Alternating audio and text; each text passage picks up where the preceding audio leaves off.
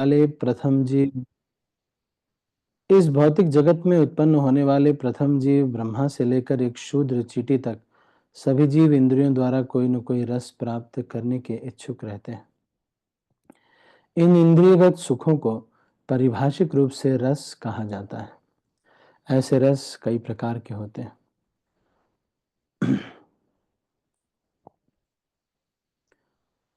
प्रामाणिक शास्त्रों में 12 रसों के नाम इस प्रकार गिनाए गए हैं: रौद्र, अद्भुत, श्रृंगार, हास्य, वीर, दया, दास्य, सख्य।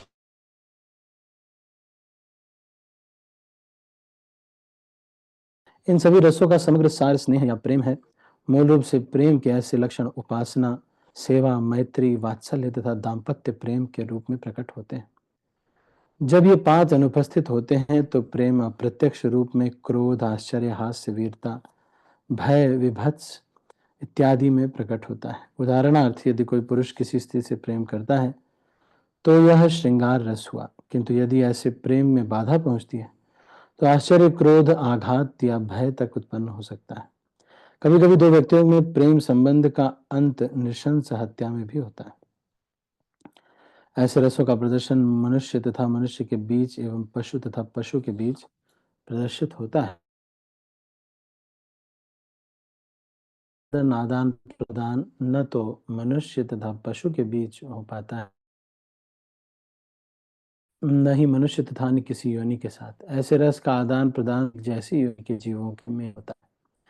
किंतु जब तक आत्माओं का अपना है, गुणात्मक रूप से परमेश्वर स्वरूप है। इस आरंभ में आदान प्रदान में जीव तथा अध्यात्म भगवान के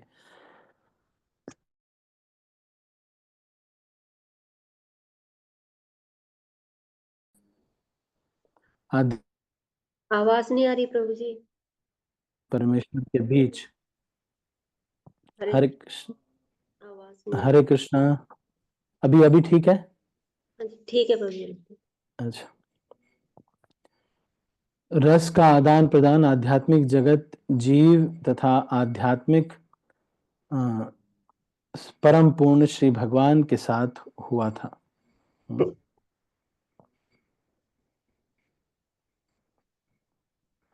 अच्छा, 1 मिनट वेट कीजिएगा।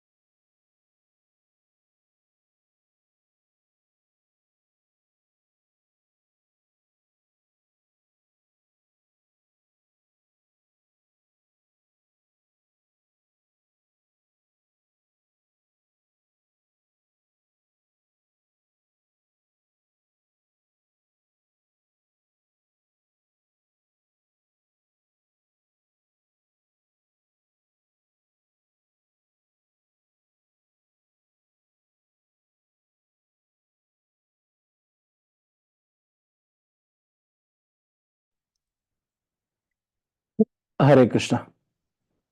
सॉरी, मैं थोड़ा सा एक बहुत जरूरी डिटेल्स देनी थी।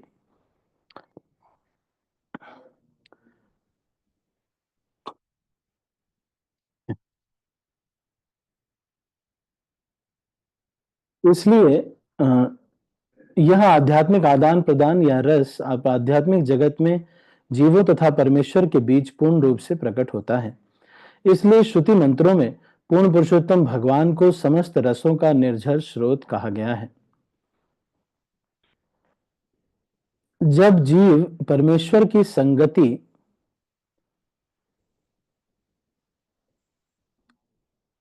करता है और उनके साथ अपने स्वाभाविक रस का आदान प्रदान करता है तो वह सचमुच सुखी होता है।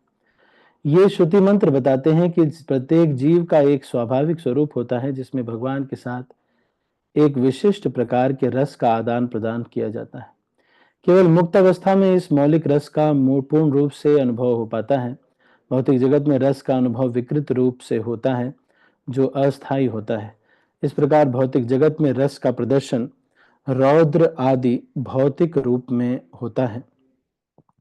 अतएव जो व्यक्ति कार्यकलाप के मूल तत्व रूप इन विभिन्न रसों का पूर्ण ज्ञान प्राप्त कर लेता है वही मूल रसों के छद्म स्वरूपों को भौतिक जगत में प्रतिबिंबित होते समझ सकता है। विद्वान अध्येता वास्तविक रस का उसके आध्यात्मिक रूप में आस्वादन करना चाहते हैं। प्रारंभ में वह परमेश्वर से एकाकार होना चाहते हैं। एक प्रकार अल्पज्ञ आध्यात्मवादी विभिन्न रसों को जानने बिना परमात्मा से एकाकार होने पर बोध से ऊपर नहीं जा पाते। तो यहाँ पे रसों के बारे में चर्चा हो रही है। तो एक पॉइंट ये चीज बहुत महत्वपूर्ण है कि रसों का आदान प्रदान एक ही योनि में होता है। दूसरा, जीव का परमेश्वर के साथ होता है। अच्छा, एक मिनट और वेट कीजिएगा ना, 1 मिनट।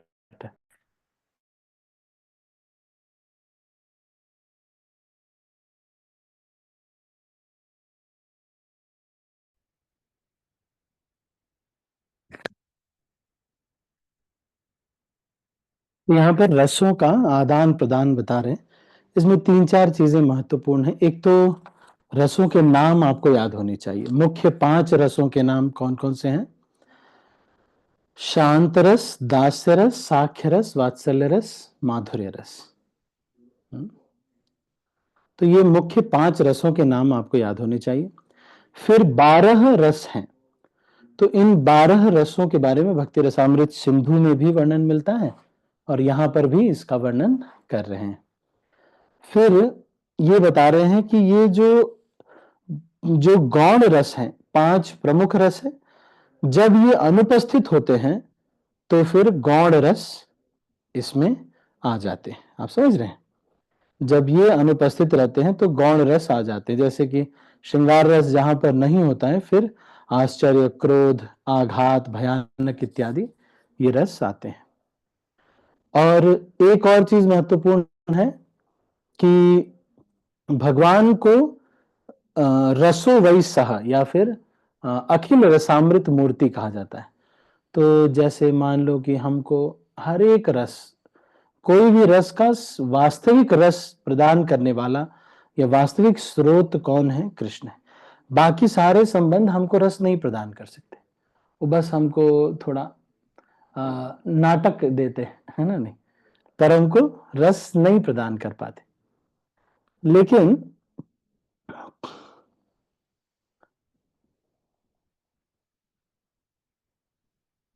हाँ, फिर उसके बाद कह रहे हैं कि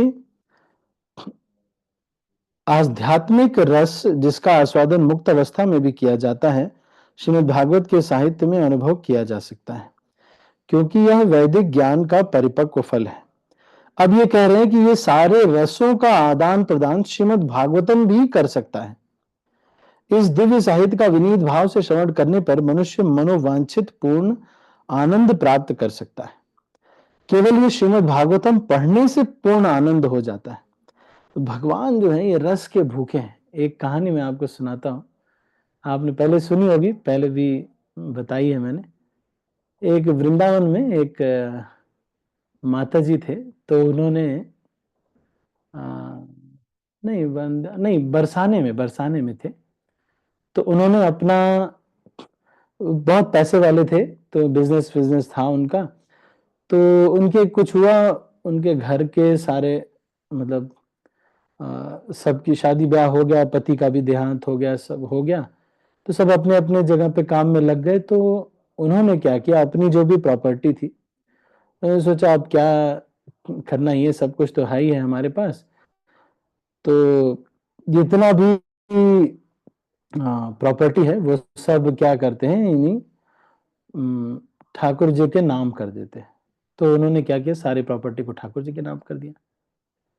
अब ठाकुर जी का नाम करके बेचारी वहां पर रोज आती, मंदिर में दर्शन करती, चली जाती। लेकिन क्योंकि भगवान के लिए इतना त्याग किया उन्होंने, और बड़े प्रेम से रोज आती, दर्शन करती और सेवा करती, तो ठाकुर जी को बहुत प्रेम हो गया। तो ठाकुर जी क्या करते कि इतना सुंदर इन्होंने मंदिर बनवाया, इतना दान पुण्य किया, ठाकुर जी इनसे बहुत रीझ गए। एक दिन क्या हुआ, ये ठाकुर जी ये जो मा, माता जी हैं, इनको वो जो भी परोसते, पुजारी जी जो भी खाने में परोसते, ठाकुर जी उसमें नमक मसाला और डाल करके परोसते। भगवान क्या करते, जैसे मान लो वो दाल मिलती, तो ये भगवान क्या करते, अपनी तरफ से भंडार गृह से एक्स्ट्रा घी डाल करके उनको देते। अब मंदिर के जो इंचार्ज थे वो थोड़े कंजूस थे, तो उन्होंने सोचा कि अरे ये बहुत, इनके थाली में इतना घी कहां से दिख रहा है, ठाकुर जी डाल देते। और दूध उनको दिया जाता, रात में सबको आश्रम में दूध बंटता, तो इनके दूध में बड़े मेवे सब रहते। एक दिन तो पेट गड़बड़ हो गया माता जी का, तो डॉक्टर को चेक वेक कराया गया, तो पता चला कि बहुत मेवे काजू बादाम खा रहे हैं। तो बड़े परेशान हो गए, तो पुजारी को भी पता चला। पुजारी ने सोचा कि हम इतना कंजूसी से रह रहे, कई बार आपने देखा होगा जो मंदिर के प्रेसिडेंट होते हैं वो थोड़ा कंजूस होते हैं, क्योंकि उनको मंदिर चलाना होता है। उनको लगता है भाई किसी की तबीयत खराब हो जाए, कुछ हो जाए, तो भाई कहां से पैसे आएंगे, इसलिए वो दान लेने में तो बहुत तेज रहते हैं, वो कहते हैं भाई पैसे लाइए आप, लेकिन वो जो है मंदिर में खर्च करने में वो सोचते हैं कि जितना कम से कम में चल जाए, और ताकि आश्रम भी चलाना है, सब कुछ चलाना है। बड़े परेशान, वो देख रहे, अरे इनके तो मेवे चल रहे, बढ़िया। तो इन्होंने क्या किया, सोचा कि इसको जो है निकालना पड़ेगा, ठाकुर जी का स्पेशल, इनको हमारा भंडार गृह खाली किए जा रहे हैं, बताओ 2-2 चम्मच घी, दो दो कड़छी घी दे रहे हैं इनको, ऐसे तो हमारा भंडार गृह खत्म हो जाएगा। एक दिन इन्होंने डांट दिया बुढ़िया को, कहा कि है बुढ़िया, बहुत तुमको ठाकुर जी से तुम्हारी जो है, ये ठाकुर जी से नहीं, उन्होंने कहा कि तुम चोरी करके घी और ये मेवे सब चोरी करके खाती हो। अरे हम कहाँ चोरी करके खाते, अब ये बेचारी बुढ़िया कहाँ चोरी करेगी। मंदिर के महंत ने खबर फैला दी, झूठी खबर, कि इसका किसी और से रिश्ता है, पर पुरुष से, कि इसको निकाल दिया जाए मंदिर से, इसलिए किसी पर पुरुष से इसका संबंध है, इसलिए इसको मंदिर से निकाल दिया जाए। सब जगह खबर फैला दी, सारे लोग आके कहने लगे, अरे अब महंत जी बोल रहे हैं, कौन नहीं मानेगा, है कि नहीं। महंत जी खुद ही कह रहे हैं कि ये दुष्चरित्र नारी है, तो कौन नहीं मानेगा। अब खबर फैल गई, सारे जगह सब लोग विश्वास मानने लगे, सब लोग बुरी दृष्टि से देखते कि अच्छा, यहाँ तो आती हैं, बहुत भक्तिन बनती हैं, दान पुण्य करती हैं, और अंदर जो ऊपर से बहुत बोलती रहती हैं, और अंदर पता चल रहा है बड़े मजे लूट रही हैं, गुलछर्रे उड़ा रही हैं। देखो, ऐसे करके लोग ताना मारते, सारे लोग इस तरह से बोलते रहते। बुढ़िया बेचारी गई एक दिन ठाकुर जी से, खुद ही कह दी कि ठाकुर जी, एक हमारे ऊपर कैसा लांछन लग गया है। तो एक दिन महंत जी से ही जाके उसने बोल दिया कि महंत जी आप मेरे खिलाफ ऐसा, सारी जनता पब्लिक को उसने इकट्ठा किया, और महंत जी से ही पूछा कि महंत जी ऐसा लांछन आप मेरे लिए क्यों लगा रहे हैं। तो महंत जी कहते हैं कि ये जो बुढ़िया है, इसने ठाकुर जी को ही अपना बॉयफ्रेंड बना रखा है। ठाकुर जी चुपके चुपके, एक बुढ़िया ने ठाकुर जी को ही अपना बॉयफ्रेंड बना रखा है, ठाकुर जी चुपके चुपके मेवा बादाम इसको खिलाते हैं, इसलिए अब इसको निकाले कैसे, इसलिए कह दिया पर पुरुष रख लिया। लेकिन जब बुढ़िया को ये पता चला कि बुढ़िया को अभी तक तो पता नहीं था कि ठाकुर जी मेरे लिए घी चुराते हैं, ये तो महंत जी को पता है कि ठाकुर जी घी चुराते हैं। बुढ़िया को जब पता चला तो बुढ़िया ने कहा कि अरे कितना भाग्य है मेरा कि मुझे आपके संग लांछन लगा है, मुझे पता होता।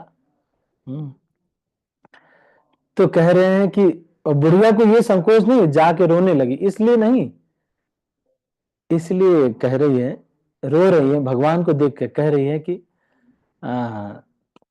आपको कलंक लगे मेरी वजह से, ये ठीक नहीं। आप तो राधा रानी के साथ रहते हैं, सबके साथ रहते हैं, और मेरे वजह से आपको कलंक लगे कि आप भंडार गृह से चोरी कर रहे हैं, ये अच्छी बात नहीं है।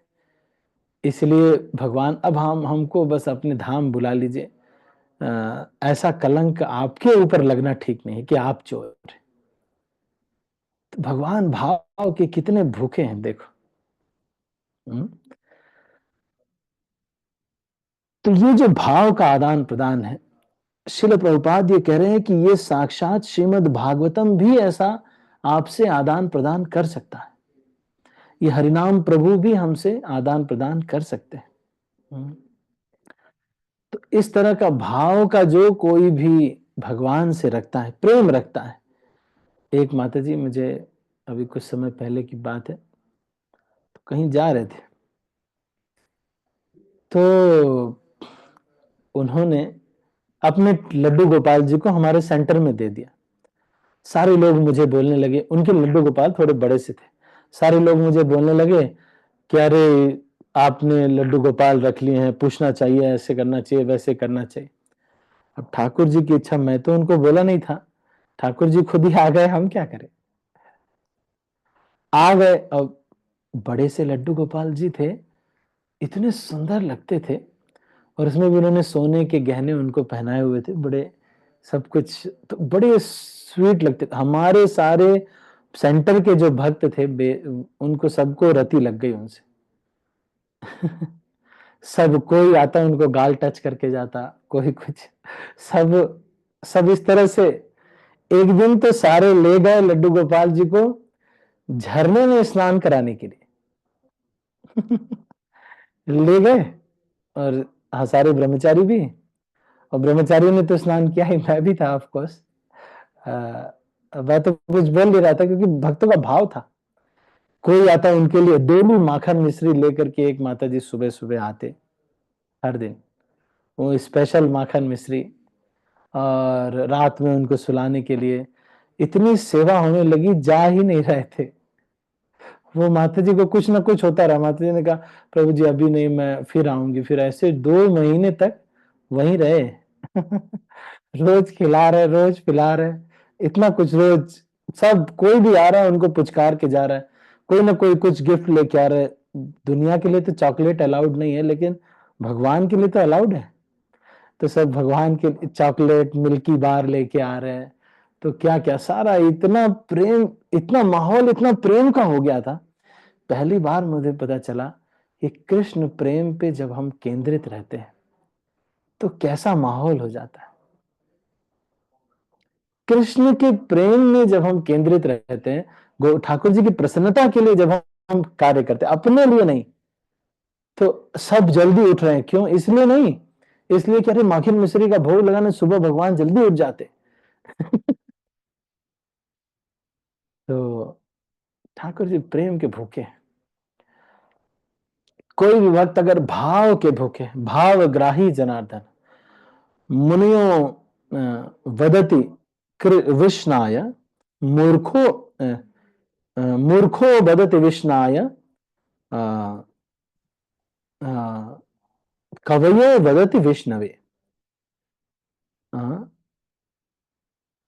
उसके बाद फिर ऐसे करके विष्णु भावग्राही जनार्दन, तो भगवान भाव के ग्राही, भाव से वो इतने रीझ जाते हैं। इसलिए ठाकुर जी को अपना समझ करके कि हमारे ठाकुर, चाहे फोटो ही हो आपके घर में, बढ़िया से सजाना चाहिए, है ना, कि हमारे ठाकुर जी, कुछ भी खिलाना चाहिए बढ़िया से, कि हमारे ठाकुर जी आज ये खाएंगे, आज दही बड़े खिलाएंगे आज ठाकुर जी को। आप करके देखिए, मैं बता रहा हूं, केंद्र अगर घर में ठाकुर जी होंगे, भगवान अगर केंद्र में होंगे घर के, तो घर में सब कुछ अच्छा होगा। सारे लोग को अपनी चिंता ही नहीं थी, जितने दिन वो रहे मैंने देखा किसी को अपनी चिंता थी ही नहीं। कोई तो ड्रेस बना के ला रहा है, कोई कुछ गहने लेके आ रहा है। और एक भक्त है, वो उसमें जॉब करते हैं, क्या नाम है, सारा साफ सफाई भी रखो, हॉस्पिटल में जॉब करते तो सारा सब रखो, क्यों भाई ठाकुर जी यहाँ पे हैं, मान लो कुछ करे तो। और हर दिन हम ये देखते थे कुछ ना कुछ उनका बांसुरी हम सुला देते थे, लेकिन कभी रहता था कि बांसुरी इधर से उधर आई हुई है, तो कभी कहीं पे आई हुई है। साफ पता चलता था कि ठाकुर जी लीला कर रहे हैं 2 महीने तक।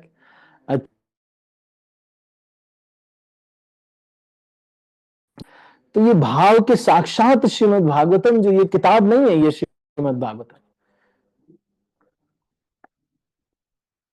This Shrimad Bhagavatam is full of रसा। ये स्वयं श्री कृष्ण है। श्रीमद् भागवतम जो है ये स्वयं श्री कृष्ण है, सारे रसों का आधार है ये श्रीमद् भागवतम।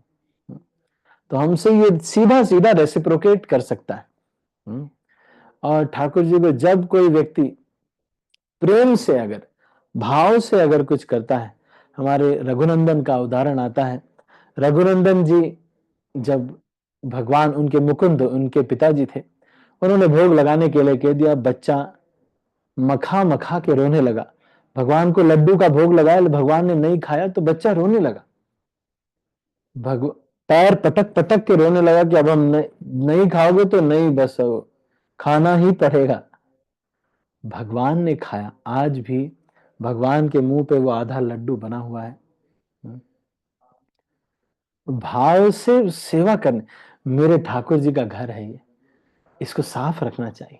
अच्छा, हमारे ठाकुर जी हैं, इनको आज एक बार मैं नारियल पानी पी के आया, है ना, बिना भोग लगाए, नया नया था। तो जो प्रभु जी वहां पे इंचार्ज थे, उन्होंने कहा कि आपको जब नारियल पीने पीने की इच्छा होती है तो भगवान की भी तो इच्छा होती होगी। मैं आपको सच बताऊं, भगवान ये लीला कर रहे हैं, खुद ही ये लीला हो रही है। तो अब हर दिन मैं जब भी जाता तो 2 नारियल पानी लेके आता, एक ठाकुर जी के लिए, एक मेरे लिए। नया नया था, मुझे पता नहीं था कि ठाकुर जी वाला ऑफर करके वही टच करा के पी सकते। तो मैं सोचता था इनका अलग रखो भैया, मेरा अलग रखो। इनको अलग रखो। तो भगवान इस भाव के बहुत भूखे। मैं आपको बताऊं, अगर भाव से हम भगवान की सेवा करेंगे ना, कलयुग का एक लक्षण है कि ऊपर जो इंचार्ज लोग होंगे ना, उनके नीचे वाले लोग बहुत शुद्ध भक्ति कर रहे होंगे। कलयुग का एक लक्षण है ये। तो कई बार ऐसा मैंने देखा है कि हमारे डेट्रॉइट मंदिर की बात है, डेट्रॉइट मंदिर में एक माताजी रोज बड़े भाव से भगवान के सामने ग्रिल साफ करती थी। ग्रिल साफ करते करते ही उन्होंने शरीर छोड़ा। एक कुत्ता हमारे डेट्रॉइट मंदिर में आ गया था। रोज कीर्तन जब होता तो वहीं एक चबूतरा बना हुआ था, टेबल, जैसे गोविंदा की टेबल नहीं होती वैसे। उस कुत्ता उस टेबल पे ऊपर बैठ जाता और पूरा मॉर्निंग प्रोग्राम अटेंड करके तब जाता। रोज पूरा मॉर्निंग प्रोग्राम वो कुत्ता अटेंड करता। और वो कुत्ता गेट पे उसने शरीर छोड़ा। मंदिर के गेट पे उसने शरीर छोड़ा। सोच रहे हैं आप? तो ये भाव के बहुत, और श्रीमद् भागवतम, हरि नाम, भगवान के विग्रह, ये सब भाव के भूखे। आप भाव से कुछ भी करके देखेंगे। तो हम क्या करते हैं, एक समय की बात, हमारे पूना का जो मंदिर है, वहां पर एक भक्त, कुंज बिहारी जो विग्रह है, छोटे विग्रह है, एक भक्त ड्रेसिंग करते समय, ब्रह्मचारी थे, ड्रेसिंग करते समय श्री केशव प्रभु बता रहे थे, तो ड्रेसिंग करते समय उन्होंने सुई जो थी पिन वाली, वो ठाकुर जी को चुभ गई। वो पिन वाली थी, ठाकुर जी को चुभ गई। रात में ठाकुर जी सपने में आए, उनको पिन चुभा रहे थे। तुम मुझे पिन चुभाते हो, हैं? मुझे पिन चुभाते हो। देख रहे हैं आप, कुंज बिहारी जी, अपने जो कुंज बिहारी जी हैं पूना मंदिर के, और ऐसा तिरुपति मंदिर की बात है, तिरुपति में जो इस्कॉन मंदिर है वहां पर अष्ट सखियां हैं, है ना। तो तिरुपति के जो बालाजी, ऊपर जो बालाजी हैं तिरुमला में जो विग्रह है, वो ऐसा बोलते हैं कि रोज रात में वहां पे छन छन छन छन छन छन पायलों की बजने की आवाज और इसकी आवाज आती है। बोलते हैं कि जो ऊपर वाले बालाजी हैं वो जो रोज रात में यहाँ पर आते हैं क्योंकि यहाँ आज सखियां हैं। तो इनके साथ प्रणय करने के लिए ऊपर से रात में वो आते हैं, रोज भगवान बालाजी आते। कौन बताया? वो बालाजी के जो गहने थे वो यहाँ इस्कॉन मंदिर में मिले, इस्कॉन मंदिर में मिल रहे हैं। वहां के गहने, बालाजी के गहने यहाँ इस्कॉन मंदिर में मिले। तब पुजारी लोगों ने को पता चला कि वहां के जो जो बालाजी हैं वो यहाँ आते हैं रात में। अष्ट सखियां यहाँ पे हैं इस वजह से, है ना भाई। तो आप देख रहे हैं कितने भाव से जो है ना, भाव से जब भक्त सेवा करता है, ठाकुर जी हैं हमारे जो भी है, इनके लिए बढ़िया व्यवस्था होनी चाहिए, है ना। आप देखेंगे ठाकुर जी हमारे लिए भी सब कुछ व्यवस्था तो करेंगे, इस साइड में सब कुछ करेंगे, लेकिन प्रेम के भूखे हैं ठाकुर जी। यही प्रेम से जब हम कोई भी कुछ भी करता है तो भगवान बहुत प्रसन्न होते हैं। तो माता जी का मैंने एग्जाम्पल बताया, डेट्रॉइट वाले माता जी का भी एग्जाम्पल बताया, बरसाने वाले माता जी का एग्जाम्पल बताया। तो यहाँ पर भी शिल प्रभुपाद यही कह रहे हैं। इस श्लोक में निश्चित रूप से कहा गया है कि वह आध्यात्मिक रस जिसका आस्वादन मुक्त अवस्था में भी किया जाता है, श्रीमद् भागवतम के साहित्य में अनुभव किया जा सकता है, क्योंकि वह वैदिक ज्ञान का परिपक्व फल है। इस दिव्य साहित्य का तो हम सब लोगों को ये सामान्य नहीं समझना चाहिए। ये जो श्रीमद् भागवत जो हम पढ़ रहे हैं, या फिर ये जो भगवत गीता है, या फिर ये जो विग्रह है, ये सामान्य नहीं है। हृदय से प्रार्थना करके तो देखो, है ना। नहीं, एक हृदय से एक बार प्रार्थना करके तो देखिए, करके तो देखिए, भगवान से हृदय से आदान, सच में उनको व्यक्ति मान के, सच में हमारे ठाकुर जी हैं। अरे ज्यादा नमक हो जाएगा, करे पता नहीं नमक डाला कि नहीं, थोड़ा सा नमक साइड में रख दो, है ना। अरे ऐसा कैसे, सेब ऐसे कैसे कर दिया, है ना।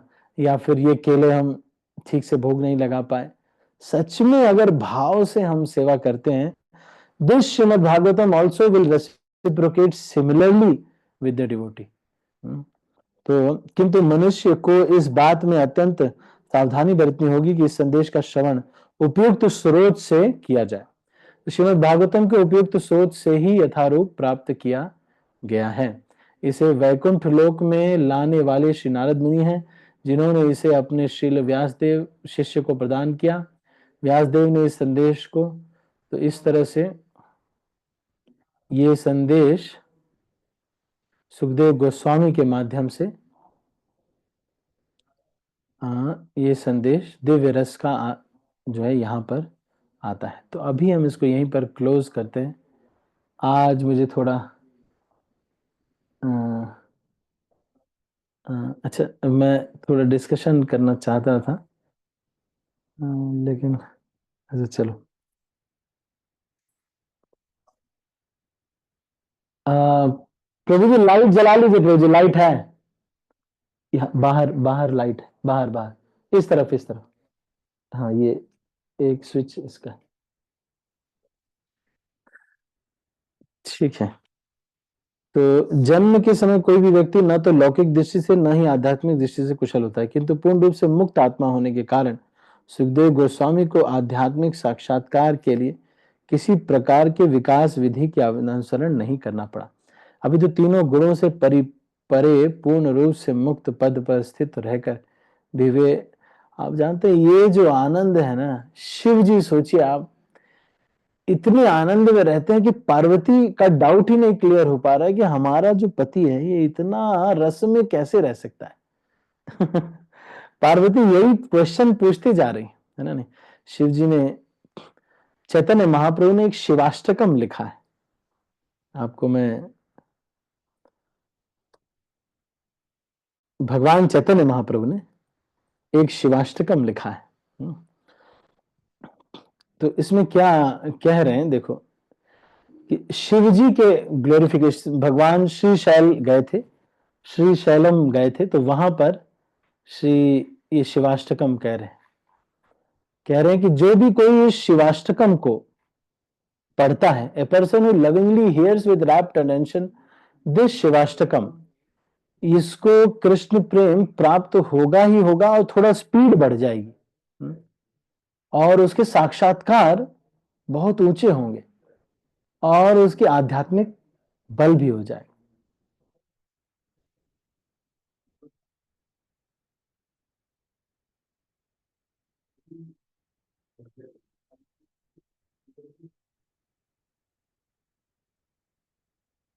तो इसमें क्या कह रहे हैं, नमो नमस्ते त्रिदशेश्वराय भूतादिनाथाय मृदाय नित्यम गंगा तरंगोत्थित बालचंद्रे चूड़ाय गौरी नयनोत्सवाय। तो ये गौरी के नयन उत्सव है। गौरी जो है वो यही देख करके आश्चर्यचकित रहती है, दुर्गा देवी, कि ये मेरा पति यार हमेशा ऑब्जॉर्व रहता है?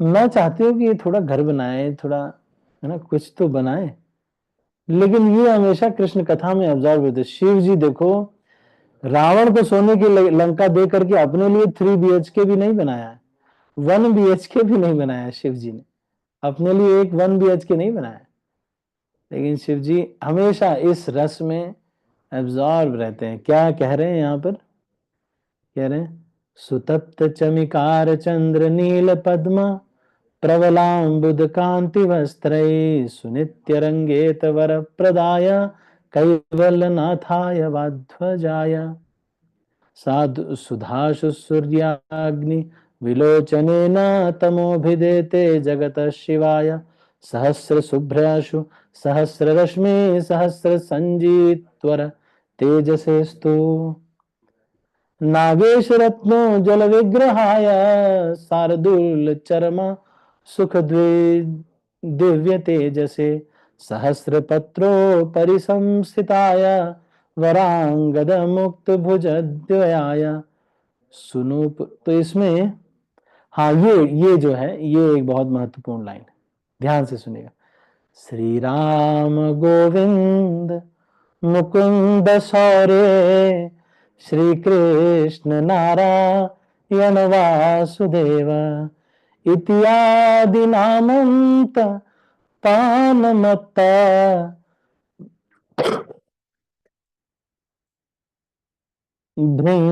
भृंगाधिपायखिल दुख हंत्रे। कह रहे हैं कि भगवान के नाम को लेने में जैसे कोई भंवरा होता है, करता रहता है, ऐसे इतने मत्त हो गए हैं शिव जी। शिव जी भी भाव में है, देखो सब लोग भाव में, भाव से जब सेवा करते हैं, भाव से जब करते हैं, भगवान को एक व्यक्ति मानते हैं, भगवान से ममता होती। हमारे ठाकुर जी आज इनको कुछ नया, दिवाली हो रहा है, मैंने अपनी मम्मी को देखा, कोई भी त्योहार होता है तो उनके लिए नए कपड़े खरीदे जाते हैं। भले मेरे लिए नहीं खरीदे जाए, लेकिन ठाकुर जी के लिए नए कपड़े, नया ड्रेस आ रहा है, नया मिठाई, जो नया फल आता है वो ठाकुर जी को खिलाना चाहिए। इसका एक उत्सव होता है, आपको पता है। नए केले आए तो फर्स्ट केला किसको खिलाना चाहिए? भगवान को खिलाना चाहिए। फिर इस तरह से भगवान को केंद्र में रख करके, अब हमारे भक्त लोग हिमाचल में पतीड़ बनाते हैं, आपको पता है, पतरोड़ू। तो पतरोड़ू जब बनाते हैं तो हमारे, मैंने देखा है कि मंडी के भक्तों को मैंने सिखाया था, जो भी फर्स्ट टाइम बनेगा पहले ठाकुर जी को खिलाएंगे। तो हम क्या करते थे, पहले ठाकुर जी को खिलाते थे, लेकिन मंडी छोटी काशी है, तो वहां पे फिर उसके बाद शिव जी को भी खिलाते थे। वही प्रसाद जो रहता था वो पूरा थाली एज इट इज शिव जी के पास भी लेके जाते थे। वहीं अर्धनारीश्वर है तो उनको भी ले जाते, सारे जो विग्रह हैं उनको भी खिलाते थे, शिव जी को भी भगवान का महाप्रसाद खिला के फिर सब भक्त लोग खाते थे। भाव से करने पर। उनकी बिटिया राधा रमन देव का बर्थडे था, एक दिन उसने देखा कहीं पर राधा रमन देव प्राकट्य, एकदम जैसे अपना बर्थडे मना था उसका, वैसे ही बिटिया ने पूरा घर सजाया, हैप्पी बर्थडे पूरा लिख के, जैसे वो लटकाते नहीं बैलून से, हैप्पी बर्थडे वाला लटकाया, और फिर हैप्पी बर्थडे राधा रमन देव जी, और उसके बाद उनसे केक कटवाया। सब कुछ वैसे ही जैसे बर्थडे होता है। ठाकुर जी को केंद्र में रख करके जीवन जीना, है ना। ठीक है, तो आज हमने भाव के ऊपर, रस के ऊपर चर्चा की, और हमने बहुत महत्वपूर्ण चीज ये जानी कि जो श्रीमद् भागवतम में ये जो दिव्य साहित्य है, ये हमारे घर पे रखी हुई कोई किताब नहीं है, ये सारे रसों को प्रदान कर सकता है हमको। ये इतना शक्तिशाली है कि हमको ये आनंद प्रदान कर सकता है। श्रीमद् भागवतम को भाव से पढ़ना चाहिए, ये सोचना चाहिए चलो चलो भागवतम पढ़ते हैं, देखते हैं आज हमें भागवतम क्या साक्षात्कार देना चाहता है। ठीक है, तो अभी हम इसको यहीं पर समाप्त करेंगे, अभी हम ज्यादा डिस्कशन नहीं करेंगे। प्रभु जी एक आए हुए, मुझे उनसे मिलना बहुत जरूरी। और अच्छा, राधिका माता जी आप कुछ पूछना चाहते हैं? हरे कृष्ण प्रभु जी, नाम। हाँ हाँ बोलिए। प्रभु जी, भागवतम में कौन सा चैप्टर से शुरू करना चाहिए, कौन से कैंटो से? क्योंकि जब भी शुरू आप करते हैं हम एक बार एतवार से पढ़ शुरू चुके हैं? करते हैं, फर्स्ट से शुरू करते हैं। बारों में फर्स्ट तो पढ़ते पढ़ते कई बार पढ़ लिया, तो क्या करना चाहिए? अब साथ में पढ़ सकते हैं, फर्स्ट कैंटो से पढ़ लिया तो कोई प्रॉब्लम नहीं है। There are two ways to read Srimad Bhagavatam. One way is to read from end to end, फिर एक है कि आचार्यों की टीका के साथ पढ़ना। सेकंड इज कुछ लोग पहले ट्रांसलेशन पढ़ लेते हैं फिर तात्पर्य पढ़ते हैं। कुछ लोग ऐसे भी पढ़ते हैं कि सेक्शन वाइज पढ़ते हैं, जैसे हमारे राधे श्याम प्रभु जी हैं, उन्होंने सेक्शन वाइज पढ़ा है। जैसे पहले वो कुंती महारानी की प्रार्थना है उसको पढ़ लिया, फिर ऐसे करके उन्होंने पढ़ा था, फिर बाद में बहुत सालों बाद उन्होंने पूरी भागवतम लाइन से पढ़ी। ठीक है, तो ऐसे भी कई लोग करते हैं, तो आप सेक्शन वाइज भी पढ़ सकते हैं। एंड टू एंड पढ़ें तो एक अलग ही टेस्ट आता है। प्रभुपाद के तात्पर्य का जो टेस्ट है अमेजिंग है। है ना राधिका माता जी? जी प्रभु जी। और कोई भक्त कुछ कहना चाहते हैं? एनी अदर क्वेश्चंस और कमेंट्स? ठीक है, मैं अभी ज्यादा नहीं पूछ रहा हूँ, तो माता जी ने हैंड रेज कर दिया तो मैं। हेलो। हाँ, हरे कृष्णा। आरव बोलो। हरे कृष्ण प्रभु जी। हरे कृष्णा। प्रभु जी, आपने जो मुख्य 5 रस बताए ना, हाँ हाँ, उनके नाम बताना फिर से। शांत रस, जैसे पेड़ पौधे, धाम की धरती इत्यादि। साख्य रस, वात्सल्य रस, अच्छा शांत के बाद दास्य, दास्य रस, जैसे चत्रक पत्रक इत्यादि ये भगवान के सेवक है। शांत, दास्य, साख्य सखा के रूप में अर्जुन इत्यादि, और वात्सल्य मतलब नंद बाबा इत्यादि, और माधुर्य मतलब गोपियां और राधा रानी। ठीक है ना बेटा? हाँ जी, हरे कृष्ण। ठीक है, हरे कृष्णा। ठीक है, और कोई कुछ कहना चाहते हैं या किसी का कोई प्रश्न है तो? ठीक है, तो हम अभी इसको यहीं पर समाप्त करते हैं। आज मैं थोड़ा सा जल्दी 5 मिनट पहले खत्म कर रहा हूँ। आप सभी का बहुत बहुत धन्यवाद। हरे कृष्णा। श्रील प्रभुपाद की जय, गौर भक्त वृंद की जय। कल से थोड़ा समय पे आने का प्रयास करेंगे, 8:15 बजे, तो उसके बाद फिर हम इसको सही समय पे कंप्लीट कर पाएंगे। ठीक है, श्रील प्रभुपाद की जय। मैं सब भक्तों को अनम्यूट कर रहा हूँ और इस मीटिंग को क्लोज कर रहा हूँ। हरे कृष्ण। हरे कृष्ण प्रभु जी। हरे कृष्ण प्रभु जी, हरे कृष्णा माता जी, हरे कृष्ण प्रभु जी, दंडवत प्रणाम।